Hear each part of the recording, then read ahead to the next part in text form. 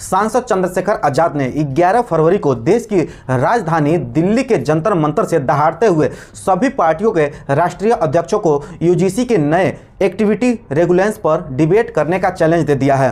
कह दिया है कि जिसमें दम हो आ जाओ। सांसद चंद्रशेखर आजाद के बुलाए हुए इस प्रोटेस्ट में यूसीजी के समर्थन और सुप्रीम कोर्ट द्वारा इन नियमों पर स्टे लगाए जाने के खिलाफ इसे महाआंदोलन का नाम दिया गया था, जिसमें दिल्ली, यूपी समेत हरियाणा और बिहार से भी लोग पहुंचे थे। यहां चंद्रशेखर आजाद ने सरकार को सीधे चुनौती देते हुए नारे लगवाए कि यूसीजी नियम को लागू किया जाए, नहीं तो सत्ता छोड़नी पड़ेगी। इस बीच उन्होंने चैलेंज करते हुए कहा, जो भी डिबेट करना चाहता है मैं चैलेंज करके कहता हूं कि जिस भी पार्टी के राष्ट्रीय अध्यक्ष में हिम्मत हो आजाद समाज पार्टी के राष्ट्रीय अध्यक्ष से डिबेट करे। इसलिए मैं चैलेंज करता हूं कि जिनका भी प्रतिनिधित्व लोकसभा में है उस पार्टी का कोई भी राष्ट्रीय अध्यक्ष यूजीसी के विषय पे हमसे डिबेट करें, और जो कमजोर वर्गों के विषय पर उन पर डिबेट करें, मुसलमानों के विषय पर, ईसाइयों के विषय पर डिबेट करें। यूजीसी की गाइडलाइन का मुद्दा अब सिर्फ एक प्रशासनिक फैसला नहीं है, बल्कि सामाजिक न्याय और बराबरी की लड़ाई बन चुका है।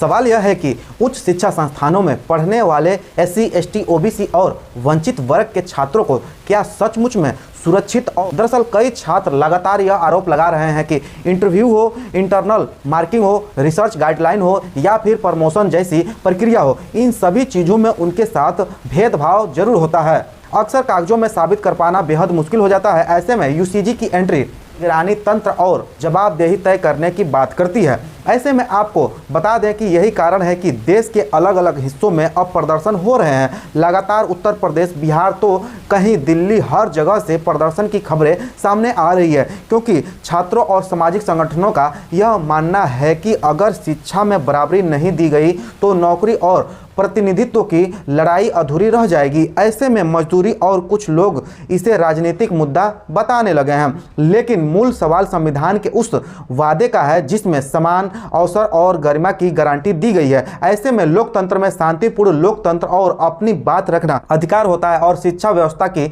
निष्पक्ष होना राष्ट्रीय निर्माण की बुनियाद होता है।